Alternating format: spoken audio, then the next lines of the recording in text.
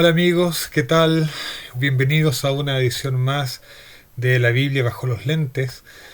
Y quiero decirles que lamento mucho no haber podido el día de ayer haber podido realizar este estudio, este encuentro personalmente. Pero en fin, cosas de la vida, los chicos. Y en fin, estamos aquí para estudiar, para mirar el texto bíblico de una perspectiva un poco no tradicional, no común al menos.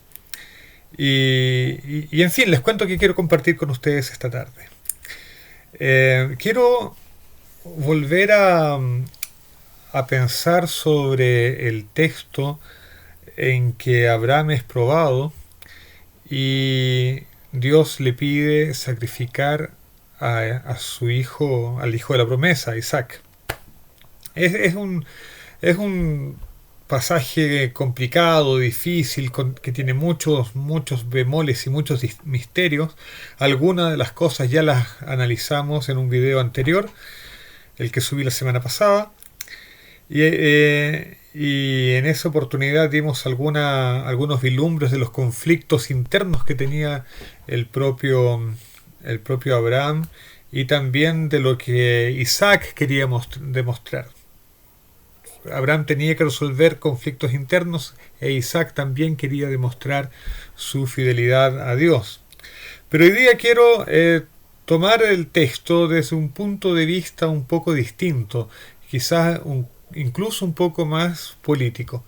Entonces, como siempre, vamos a reducir eh, la imagen donde me veo yo para hacer esto un poco menos narcisista. Y vamos a centrarnos en el texto. Entonces estamos en Génesis capítulo 22, versículo 1, y dice, y aconteció después de estas cosas que probó Dios a Abraham, y le dijo Abraham, y él respondió, heme aquí. Entonces este versículo está lleno de misterios porque se nos dice y aconteció después de estas cosas, pero uno no sabe qué cosas. Y la tradición nos hace hartas propuestas, algunas de las cuales vimos la semana pasada. Pero no sabe, el texto bíblico no dice cuáles son estas cosas. Y lo otro extraño es que Dios decide probar a Abraham. ¿Por qué decide probarlo? ¿Cuál es la razón? Tampoco sabemos. Y es eso lo que vamos a tratar de dilucidar. La hipótesis con la que vamos a trabajar hoy día es que la frase después de estas cosas se refiere a las últimas cosas relatadas en el capítulo anterior. ¿A qué más podría referirse? Así es que vamos al capítulo 21. Vamos al capítulo 21 de Génesis. Y nos vamos a ir hasta el versículo 22, porque ahí comienza a relatarse un episodio que es también muy extraño y que vamos a postular por esta vez que está ligado con el cuasi sacrificio de Isaac. Dice el versículo 22 del capítulo 21 de Génesis, y aconteció en aquel mismo tiempo que habló Abimelech y Ficol, príncipe de su ejército, a Abraham, diciendo, Dios es contigo en todo cuanto haces. Ahora pues, júrame aquí por Dios, que no faltarás a mí, ni a mi hijo, ni a mi nieto, sino que conforme a la bondad que yo hice contigo, harás tú conmigo y con la tierra donde has peregrinado. Y respondió Abraham, yo juraré. Y Abraham reconvino a Abimelech a causa de un pozo de agua que los siervos de Abimelech le habían quitado. Y respondió Abimelech, no sé quién haya hecho esto, ni tampoco tú me lo hiciste saber, y ni yo lo he oído hasta hoy. Y tomó Abraham ovejas y vacas, y dio a Abimelech, e hicieron ambos alianza. Y puso a Abraham 7 corderas del rebaño aparte. Y dijo Abimelech a Abraham: ¿qué significan estas 7 corderas que has puesto aparte? Y él respondió: estas 7 corderas tomarás de mi mano para que sean en testimonio de que yo cavé este pozo. Por esto llamó aquel lugar Beerseba, porque allí juraron ambos. Así hicieron alianza en Beerseba, y se levantó Abimelech y Ficol, príncipe de su ejército, y se volvieron a la tierra de los filisteos. Y plantó Abraham un bosque en Beerseba, e invocó allí el nombre de Jehová, el Dios eterno. Y moró Abraham en la tierra de los filisteos por muchos días. Ok, este es el pasaje. Entonces vemos aquí la historia de una alianza, de un juramento, que no es buscado por Abraham, sino que es buscado por Abimelech. ¿Quién es Abimelech? Bueno, Abimelech es el rey de los filisteos. Abimelech parece no ser un nombre propio, sino parece ser un título, así como los reyes de Egipto se llamaban Faraón, los reyes de Palestina parece que se llamaban Abimelech. Abimelech en hebreo significa mi padre es rey, pero si uno le cambia un poco las vocales, cosa que uno puede hacer, se puede entender como Abimoloch, mi padre es Moloch. Moloch, ustedes saben, era un dios principal de la idolatría de aquella época. Entonces ahí hay una ambigüedad.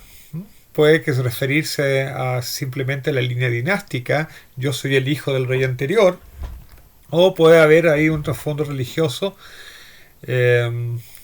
con Moloch. Y entonces fue Abimelech con el comandante en jefe de su ejército, Ficol, o sea, fue con alguien importante, y curiosamente con alguien militar. Es decir, parece que Abimelech estaba buscando una alianza con Abraham, pero el mensaje era: si no hacemos alianza, o si no me tratas bien por las buenas, por la diplomacia, bueno, aquí está el jefe de mi ejército, él podrá convencerte de mejor manera. Entonces hay cierta presión de parte de Abimelech. Y esto habla de un poco de un doble estándar de Abimelech. Abimelech se presenta como alguien diplomático, que trata bien a Abraham, pero lleva al jefe de su ejército. Le dice: mira, no juegues conmigo. Por otro lado,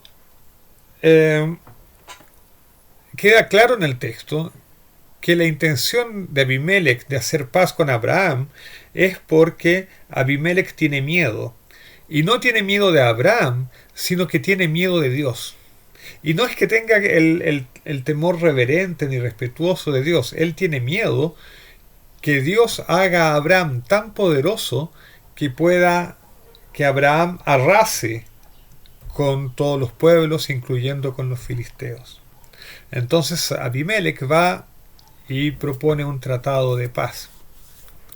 Pero ese tratado de paz también tiene una doble lectura, porque en el versículo 23 Abimelech le dice a Abraham: júrame aquí por Dios que no faltarás a mí, ni a mi hijo, ni a mi nieto, es decir, que no harás daños ni a mí, ni a mis futuras generaciones, ni a mis descendientes, sino conforme a la bondad que yo hice contigo, como te hemos tratado bien, harás tú conmigo y con la tierra donde has peregrinado. Abimelech le dice: al final de cuentas, recuerda que tú aquí eres solamente un peregrino. Tú eres extranjero. Te recibimos bien. Te hemos tratado bien. No te hemos hecho mal. Pero recuerda, tú eres un forastero. Eres un peregrino. Y Abraham jura.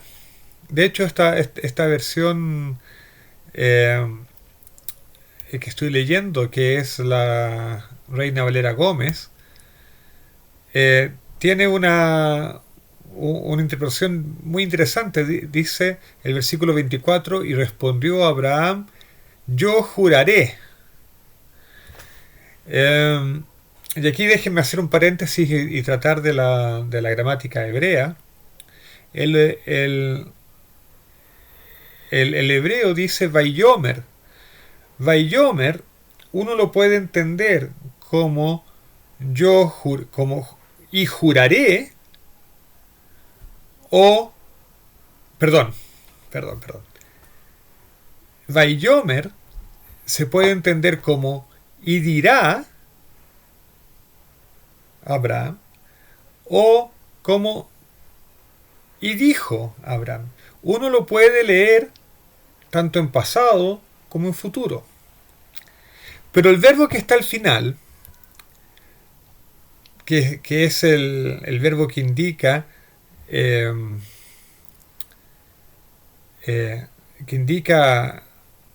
que Abraham juró, efectivamente está en futuro y dice Abraham, yo juraré, Anoji Oshavi.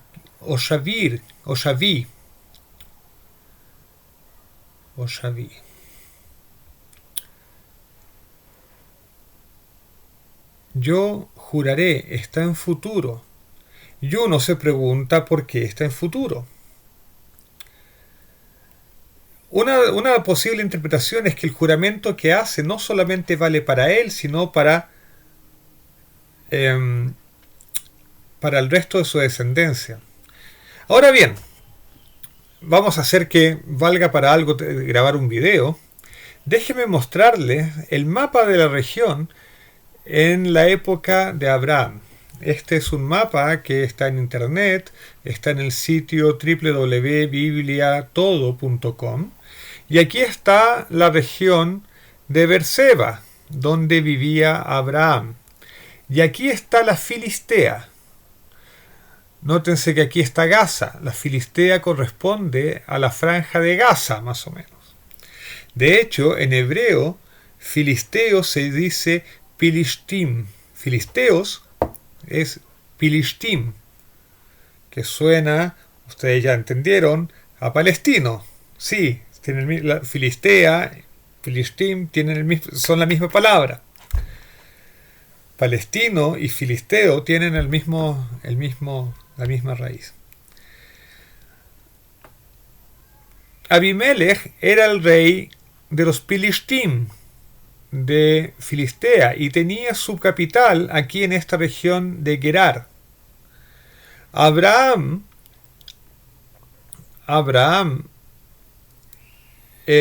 habitaba en Berseba, pero él había recorrido toda la tierra de Canaán.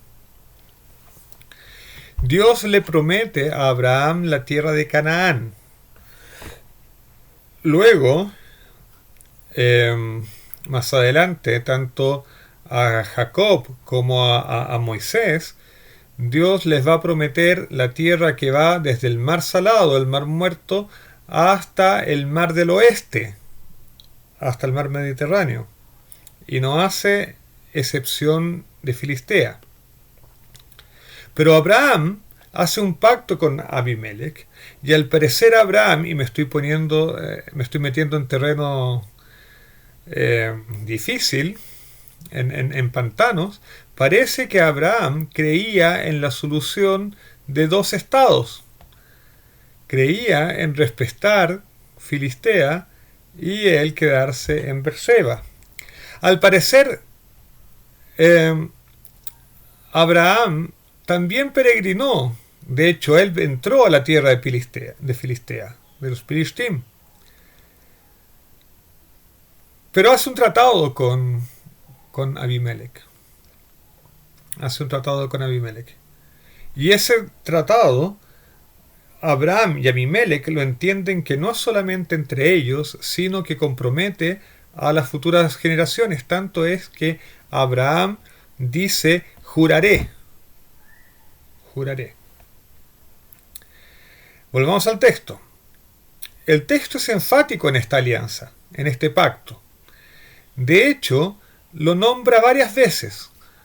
Lo nombra explícitamente en el versículo 27 y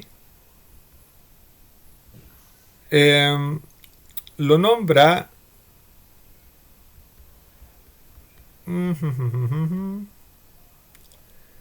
bueno, y lo nombra también en el versículo 23.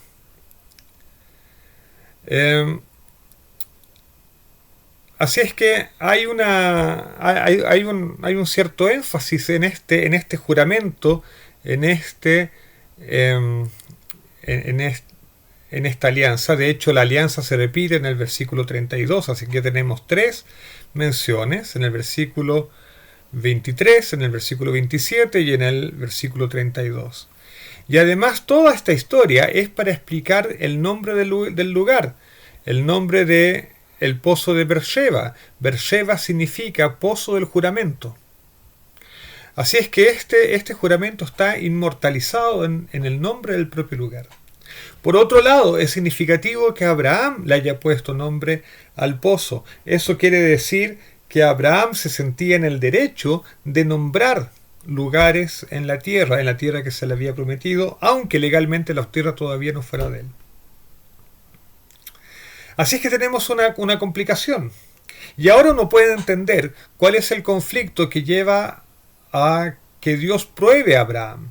Porque Abraham ya tiene un pacto con Dios, y ese pacto es político también. Incluye el hecho de que Dios le va a dar la tierra de Canaán a Abraham y a sus descendientes. Pero ahora Abraham está haciendo pactos con los pueblos del lugar y pactos de no agresión, pactos de tratarse bien. Y uno puede llegar a pensar que estos dos tipos de pactos pueden llegar a entrar en conflicto, porque por un lado Dios le está prometiendo entregarle a Abraham la tierra, y de hecho en una de las promesas por ahí por el capítulo 17 de Génesis, Dios le dice que los pueblos que habitaban entonces Canaán serían expulsados, y por otro lado Abraham está haciendo pactos de no agresión con los pueblos del lugar. Hay una posible fuente de contradicción. Por lo tanto, uno podría esperar que Dios quisiese poner a prueba dónde estaba la lealtad de Abraham finalmente. De hecho, tanto es así que en el Nuevo Testamento uno encuentra una aseveración de Jesús de que nadie puede servir a dos señores. Puede tener uno pacto con Dios y con los poderes terrenales. Bueno, Abraham lo hizo. Pero es posible, y digo, repito, es solo posible que esa sea al menos una de las causas por la que Dios tuvo que probar la lealtad de Abraham con la tremenda prueba del sacrificio de Isaac, la atadura de Isaac. Afortunadamente nosotros sabemos que Abraham pasó la prueba y confirmó su lealtad inquebrantable hacia Dios. Pero se mantiene la pregunta, ¿es posible tener pactos con los poderes terrenales al mismo tiempo que uno tiene pactos con Dios? Y si uno va a mirar a Abraham, uno debería entender que sí, que mientras uno está en este mundo, debería procurar la paz hasta donde fuera posible con todos. Incluso esa paz puede ser favorable para uno porque esa paz también implica el uso de los poderes del Estado, por ejemplo, para asegurar la justicia y la paz, justamente, el orden.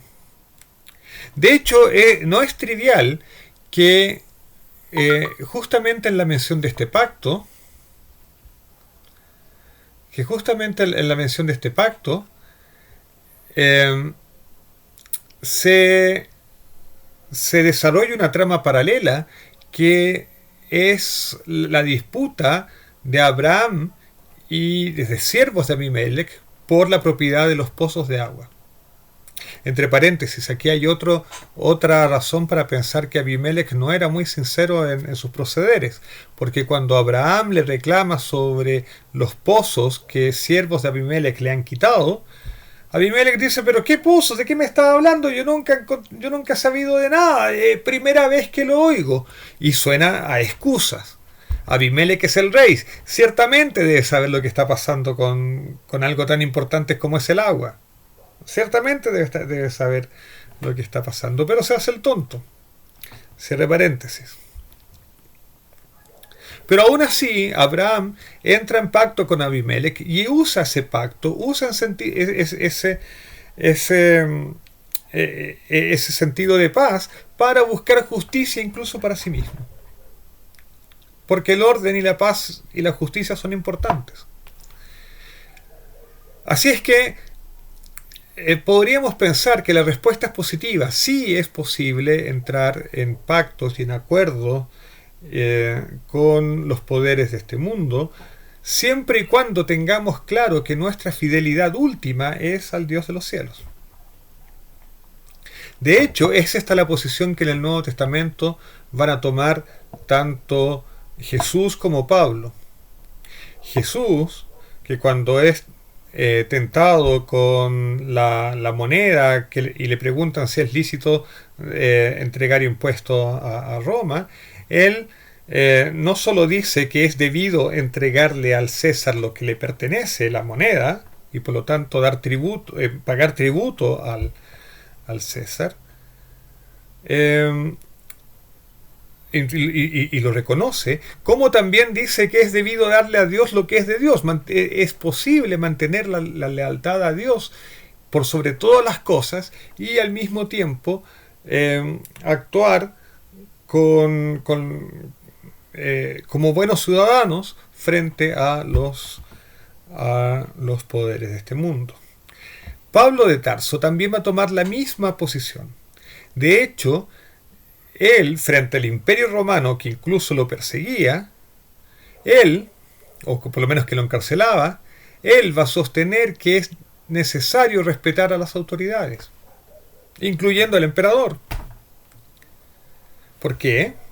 Porque las autoridades también son instrumentos de Dios para mantener el orden y la justicia en este mundo. Eso no quiere decir que todo lo que hagan las autoridades sea bueno y que hay que decirle sí a todas las autoridades y que las autoridades no son criticables. No, eso es otro cuento.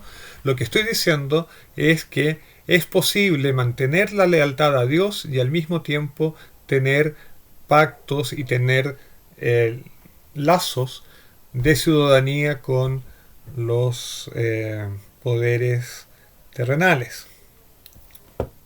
Para terminar, déjenme contarles dos cosas. La primera es ¿por qué es importante esto del agua?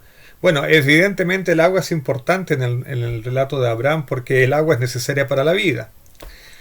Pero, por otro lado, la Biblia, la Torá, el Pentateuco, no es un libro de historia, no es un libro que me está contando la vida, los pormenores de Abraham y de dónde sacaba agua Abraham. Lo que le interesa a la Torá es la instrucción espiritual. Torá significa instrucción. Eso es lo que quiere decir. ¿Y de qué me importa a mí de dónde sacaba agua Abraham? En fin. El agua muchas veces en la Torá es símbolo de la propia Torá. De hecho, en el Nuevo Testamento eso más o menos se reconoce cuando se cuenta en la Torá de que Moisés sacó agua de la peña, de la roca. Pablo va a decir que esa roca simbolizaba al Mesías. Entonces hay un significado espiritual en el agua y en la roca.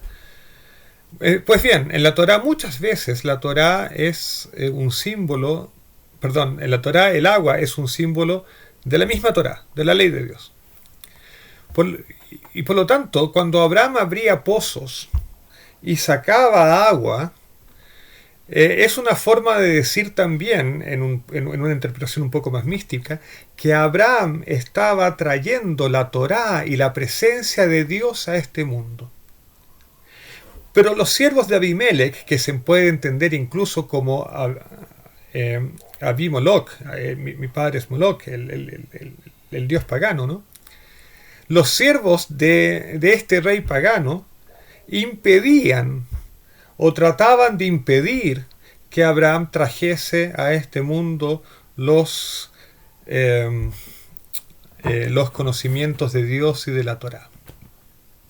Y aún así, él hace cierto pacto de no agresión con Abimelech, que justamente le permiten a él tener el tiempo de paz y de tranquilidad que es necesario para traer Torá, para traer luz divina a este mundo. Por eso hay que aprovechar los tiempos de paz para poder traer luz divina aquí a este mundo oscuro. Eso es importante aprovecharlo. Y fíjense que al final de este relato se nos dice que Abraham, en el versículo 33, Abraham plantó un bosque en Berseba. Y aquí voy a detener en la palabra bosque porque en hebreo la palabra bosque es eshel, y eshel hace referencia a un árbol, al parecer. Algunos comentaristas incluso dicen que se trata de una orquídea, pero al parecer es un árbol que da frutos. Unos dicen que es tamarindo incluso. Lo cierto es que hay ciertas discusiones a qué se refiere Eshel. Y parece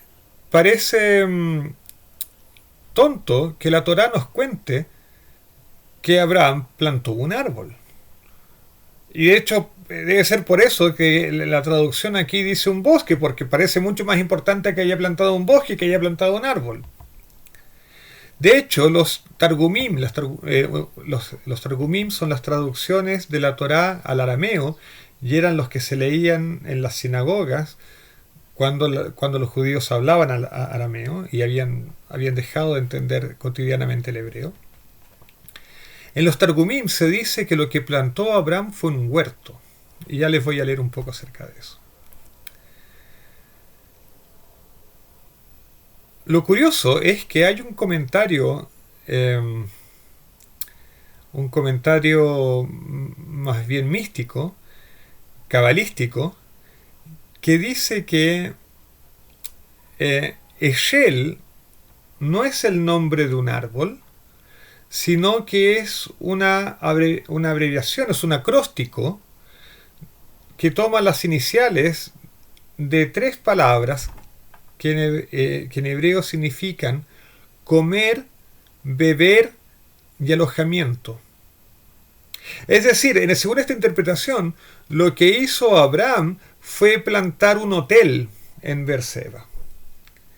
Y en ese hotel, Abraham recibía visitantes, y el versículo siguiente se explica también: e invocó allí el nombre de Jehová el Eterno, y él de alguna manera les predicaba, les hablaba de Dios a sus huéspedes. De hecho, déjenme leerles un trozo que se encuentra en algunos manuscritos de Targumim, y dice así, es un comentario prácticamente al versículo 23. Dice: y Abraham plantó un huerto en Beersheba, y allí llevó alimento y bebidas para los incircuncisos. Y cuando comían y bebían, y querían darle el precio de lo que habían comido y bebido, nuestro padre Abraham les decía: orad ante vuestro Padre de los cielos. De lo suyo comisteis, y de lo suyo bebisteis. Y no se movían de allí hasta que los había hecho prosélitos, y les enseñaba la senda del mundo. Y Abraham daba culto y oraba en el nombre de la palabra del Señor, Dios de los mundos. Que esa sea también nuestra experiencia, que nosotros también podamos ser buenos ciudadanos, que podamos también ser eh, inteligente y aprovechar los tiempos de paz y de orden para poder hacer el bien en este mundo y poder traer luz de los cielos en a este mundo oscuro. Y finalmente que seamos capaces de practicar la hospitalidad y enseñarles a, a muchas personas el camino que Dios planeó para este mundo. Que el Señor los bendiga, que el Señor nos bendiga a todos. Y bueno, será hasta una próxima ocasión. Nos vemos.